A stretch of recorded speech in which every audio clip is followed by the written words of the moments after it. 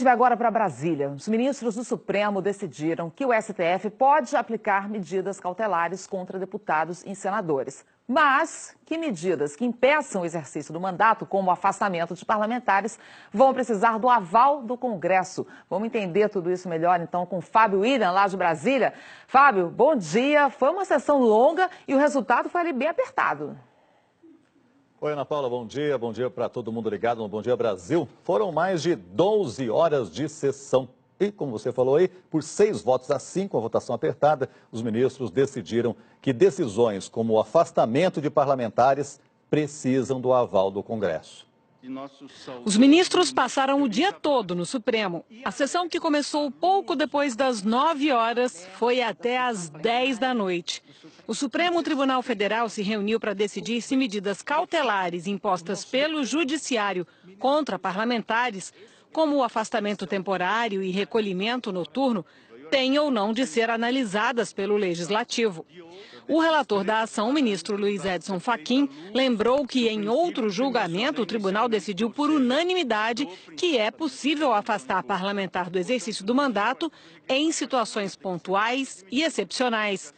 Diz que a única hipótese em que o Legislativo pode rever uma decisão do Judiciário é quando a Justiça determina a perda do mandato e que a suspensão temporária da função durante investigações, por exemplo, é uma medida diferente. Uma vez que a imunidade é referente ao cargo e há aqueles que o detêm, não pode ser confundida em nenhum momento com impunidade ou a possibilidade de vir a sê-lo. Afinal, a imunidade é uma garantia, porque a República não comporta privilégios. Até porque privilégio é incompatível com a República. O ministro Alexandre de Moraes discordou. No voto, lembrou que parlamentar só pode ser afastado por flagrante de delito inafiançável e mediante análise do Congresso. Para o ministro, prisão preventiva e medidas cautelares não podem ser aplicadas contra parlamentares antes de condenação definitiva. Essa cassação cautelar, esse afastamento cautelar de mandatos populares seria uma violência, ao meu ver, é uma violência muito séria ao equilíbrio entre o Estado de Direito, a jurisdição constitucional e a própria democracia, sem que se aguarde o devido processo legal e a condenação final. Para o ministro Luiz Roberto Barroso, o parlamento não precisa ser consultado quando o judiciário decide aplicar medidas cautelares contra deputados e senadores. Ele citou a decisão tomada pela primeira turma do Supremo em relação ao senador Aécio Neves. O recolhimento noturno, prisão não é porque não interfere com a rotina da vida da pessoa, a rotina funcional de trabalho. Durante o dia, a rotina da vida da pessoa não é afetada por uma medida de recolhimento noturno. Prisão é prisão. Prender miúdos e proteger graúdos é a tradição brasileira que nós estamos fazendo força para superar. Portanto, pelo princípio republicano, parlamentares, como quaisquer pessoas, só têm regime especial naquelas situações em que isso esteja expressamente previsto na Constituição. A ministra Rosa Weber acompanhou o relator. Diz que medidas cautelares são diferentes de prisão e que, portanto, não precisam do aval do Legislativo, como acontece na prisão em flagrante. Submeter ato que é próprio ao Poder Judiciário ao escrutínio de outro poder, no caso o Legislativo, a revelia de comando constitucional neste sentido, porque com prisão não se confunde e, portanto, não há a incidência do artigo 53, parágrafo 2º da Carta, isso sim implicaria, com a devida vênia, corromper o equilíbrio do delicado sistema de separação entre os poderes. O ministro Luiz Fux também acompanhou o relator. Diz que a Constituição garante imunidade para os parlamentares contra perseguições políticas e não para cometer crimes. Não é possível que se possa impor ao judiciário assistir passivamente à prática de ilícitos em nome de garantias constitucionais intransponíveis. Não se admite que a lei, no âmbito criminal, e aí de acordo também com o que destacou o ministro Barroso, seja branda com alguns e rigorosa com os demais. O ministro Dias Toffoli defendeu que a prisão e o afastamento de parlamentar devem sim ser submetidas ao Congresso e que isso só não deve ocorrer em situações de extrema excepcionalidade. Afirmou que deve-se buscar uma relação harmoniosa entre legislativo, executivo e judiciário, sem predomínio de um sobre o outro. O Supremo Tribunal Federal, portanto, não pode atuar como fomentador de tensões institucionais, o que, a meu ver, viria a ocorrer caso se suprimisse do Poder Legislativo o legítimo controle político de restrições de natureza processual penal que interfiram no livre exercício do mandato parlamentar. O ministro Ricardo Lewandowski também avaliou que medidas cautelares que resultem no afastamento de deputados e senadores das funções de parlamentar precisam sim passar pelo Congresso. Imposição de medida que implicar o afastamento da função parlamentar deverá, por aplicação analógica do dispositivo constitucional em apreço, ser sopesada pela maioria dos membros da Câmara dos Deputados ou do Senado, consoante uma avaliação exclusivamente política. O ministro Gilmar Mendes acompanhou o voto divergente do ministro Alexandre de Moraes. Diz que não cabe prisão de parlamentar, a não ser em flagrante, e nem a restrição de liberdade.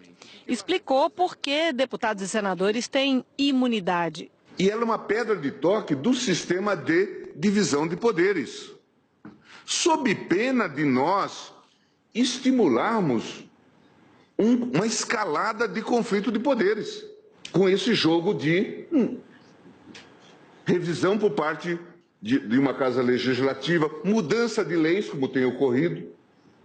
Então, precisamos estar atentos a esse fenômeno. Nós temos que conhecer a complexidade das relações políticas. Nós temos que identificar isto,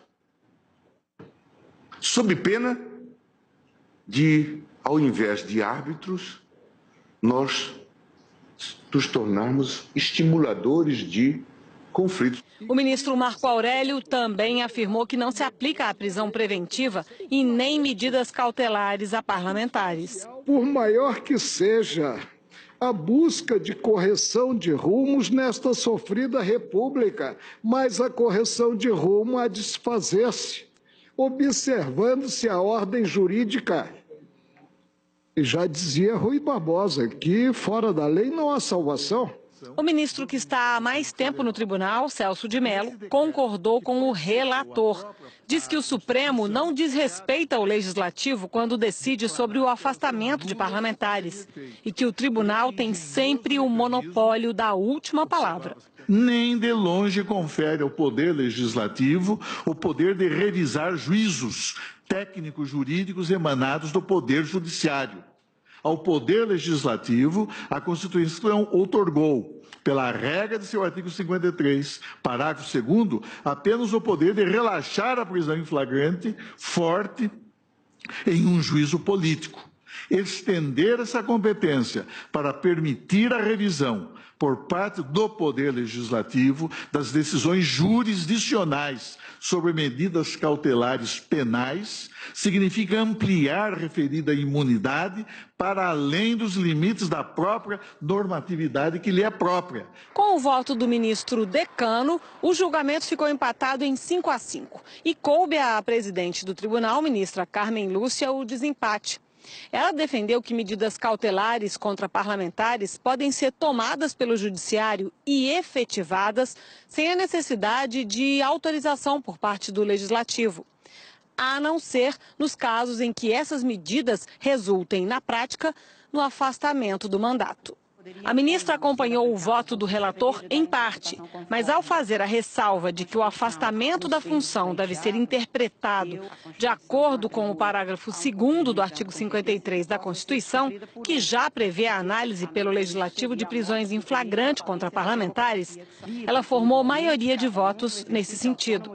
Ou seja, na prática, decisões como a que determinou o afastamento do senador Aécio Neves e a permanência dele em casa à noite devem ser analisadas pelo Senado, que poderá efetivar ou não a medida. Como é um afastamento de algo que foi entregue pelo eleitor, tenho para mim que, neste caso, o magistrado haverá de tomar as decisões pertinentes inerentes à jurisdição penal, mas que deverá encaminhar ao órgão competente, pelo próprio magistrado, para que se tenha, então, a possibilidade de prosseguimento ou não, de manutenção ou não, da medida específica apenas de mandato, nos casos em que haja interferência, portanto, na representação popular.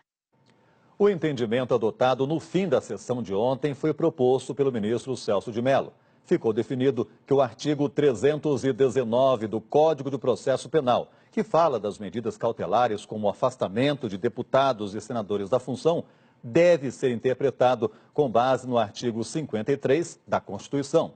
Esse artigo 53 prevê que a prisão em flagrante decidida pelo Supremo tem que ser remetida em 24 horas para aprovação do Congresso.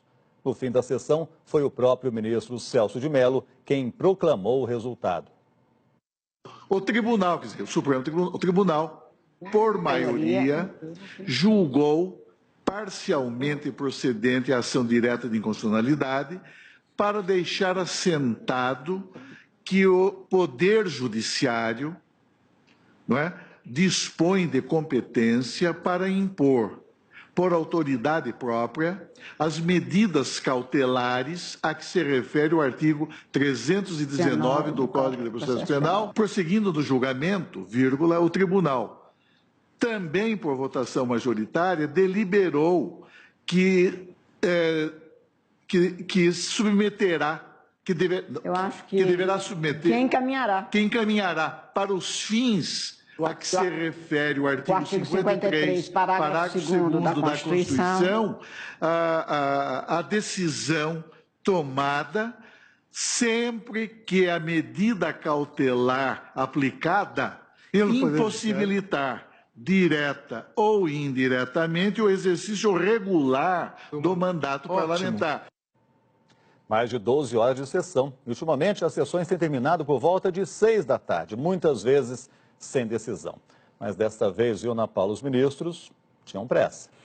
E ficou decidido no fim das contas que o destino de deputados e senadores estará nas mãos dos próprios deputados e senadores, né, Fábio? Inclusive, essa sessão foi acompanhada de perto pelos políticos, essa sessão do Supremo, porque são eles os principais, os únicos afetados aí, né, Fábio?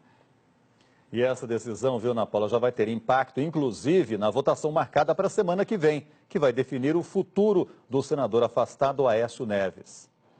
Foi um dia de silêncio na casa do senador Aécio Neves, inclusive quando saiu a decisão do Supremo.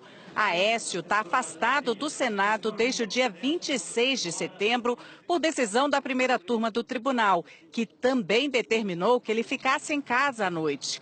Para o presidente em exercício do Senado, Cássio Cunha Lima, que é do PSDB, partido de Aécio, a decisão foi um avanço. Essa democracia tem que ser preservada com muito cuidado, com muito zelo, e ela só será conservada da forma como a queremos, com diálogo e respeito institucional. E é o que estamos conseguindo construir, apesar da polêmica que todo esse tema tem. O líder do Podemos estranhou a mudança do Supremo. A investigação criminal de um político passa a ser totalmente diferente da investigação criminal de qualquer cidadão do país, na contramão do desejo da sociedade, que é a eliminação dos benefícios, dos privilégios das autoridades. O Senado já tinha deixado marcado uma sessão para terça-feira que está mantida e que vai definir a situação do senador Aécio Neves.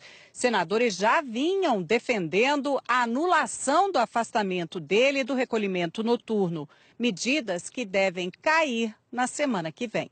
O líder da rede, que defendia que o afastamento tinha apenas que ser cumprido, disse que vai lutar para manter as punições a Aécio Neves. Na terça-feira eu sustentarei e defenderei que o voto seja aberto de todos os senadores, para que os senadores, submetidos ao crivo da pressão da opinião pública, possam respeitar também a decisão da primeira turma do Supremo, que estabelece que não é possível ter no Senado alguém que obstrua investigações. Aécio Neves foi denunciado por obstrução de justiça e corrupção. Segundo investigadores, ele pediu e recebeu R$2 milhões em propina do empresário Joesley Batista para atuar no Congresso em defesa dos interesses da empresa.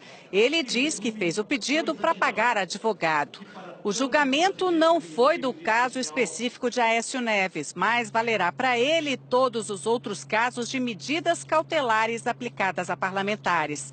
Senadores como o petista Jorge Viana acreditam que a crise de agora vai abrir uma discussão para mexer nas leis. Se ainda ficar alguma dúvida, nós que fazemos as leis, que mudemos. Só não pode ficar esse conflito de posições e de interpretação. Reforçando então, a sessão do Senado que vai analisar o caso do senador Aécio Neves está marcada para a próxima terça-feira, dia 17. Ana Paula. É isso. Até já, Fábio.